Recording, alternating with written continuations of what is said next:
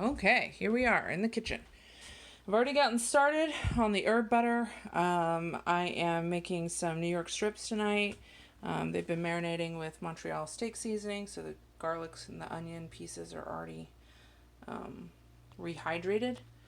And so I've started the process of making the herb butter because that's normally what we like to put on the broccoli and the steak.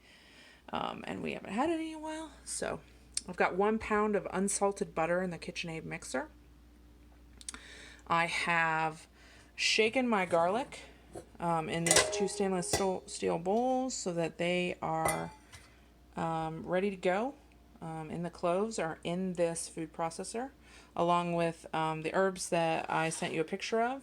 And so we have some rosemary here, and thyme, and sage, and then basil. My husband wasn't able to get any of the basil in the clamshell, so he just got me this, which is good enough. It's not ideal, but good enough. And then we've got some extra virgin olive oil. There'll be about a half cup to a cup, just depends on like what you like, basically. And then I'll be putting some sea salt in there, fine sea salt, because that's what I prefer to have in there. In this food processor, well, let me talk about the butter first. Unsalted butter so that we can control the salt. I want it salty, but I want to be able to say the salt that went in it was the salt I intended to go in it. So I'm not using any salted butter. I've been burned by that before. So there's a reason why cooks say it, and it's true. You cannot substitute it. The other thing is if you don't own a KitchenAid mixer, ask for one for Christmas, but from all your family. But also you can just use softened butter and just mix it by hand. You just need to be careful about your herb amounts so that it's not so dense in flavor that you can't enjoy the way that it tastes. What I have, you can also use a hand mixer thing. I have one of those somewhere. So you can use a hand mixer. This has inside of it, let's open it up first.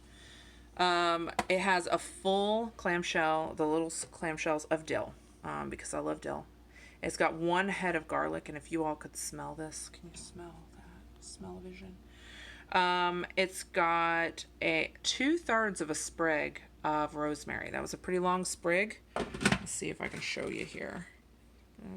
That was 1 sprig, and I left off the top. I just kind of did it by feel. Rosemary is a very intense flavor. You want to be careful in terms of amounts. And then I did probably like 1/3 of this, of the thyme. It's got a lot of thyme in it, and it's all really young and fresh, so I didn't have to take out many stems. But when you're doing your thyme, make sure that you don't have any, let me try to find one, anything like this. You don't want to put that in your butter. Okay, so pull the leaves off of those. Even this dried bit is okay. We're not using any dried herbs because that's not the flavor of this butter. This butter is a finishing butter. It can be used to cook with. I've used it to cook with plenty of times. Just put it in the bottom of a pan and fry some eggs in it. But because it's a finishing butter, you don't want to use dried herbs. So don't fool with that.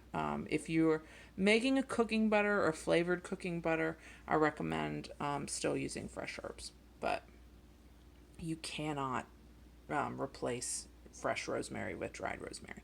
If you have some bushes around you of rosemary, go grab a sprig off of that. If not, you're going to have a lot of leftover rosemary, in which case I would recommend that going on top of a chicken with some lemon or something like that. And then with your leftover sage, I've put in probably 1 sprig of sage. I think it had like 4 leaves on it. And with your leftover sage, don't waste that. Put that on some cheese raviolis with some burned butter. Yeah, brown up your butter in a pan. Cook up your raviolis in a pot. Throw your chopped up sage into the browned butter, and then throw your cooked raviolis into that and eat that with a lot of salt and Parmigiano.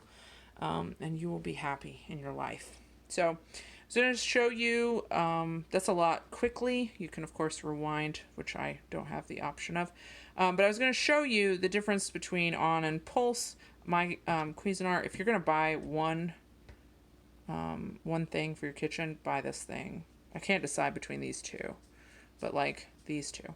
You don't need all the bells and whistles. It's not a blender. Blenders have different speeds. That's great.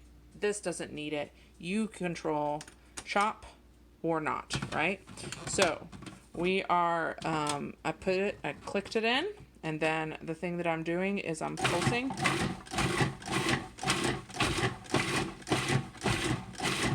And see how it's managing, like the way that rhythm is, it changes the chop. So now I want this to be really fine, but I don't ever want it to get to a puree stage. So I am actually never going to hit on. On just keeps it going. And it has a different mechanism. It acts different with the blade. But I get to control like how chopped this gets, right? And I want it really fine, because I want all those little rosemary pieces. If there's a piece of rosemary, I want it alongside 4 pieces of dill and 4 pieces of thyme and a speck of sage. I want 3 pieces of garlic in it. So I want all of those really finely chopped so that when I take a bite, I'm getting the enhanced flavor of all of them. So you can see it's almost like a pesto level of chop in there. And those dill, look at them. They're so cute. This is the spatula I used for my butter earlier to get it out of the bowl. I had it softening all day. So I highly recommend you soften it. You don't have to. Of course, you can make it. You can beat it into submission. But that's not the counselor way. So let's just pull it up for a close-up. And if you could smell this, it smells like heaven in here, y'all. So you can see they're just tiny. And when we add the herbs, and we're going to add some basil that's already cut up. That's why it didn't go into that. And then I'm thinking about adding this green onion to it to enhance like an onion flavor, and that's really important. But so what I'm going to do now is just pause it and get all that stuff put into the KitchenAid, and then I will come back and I'll talk about whipping it and salt ratio and stuff like that.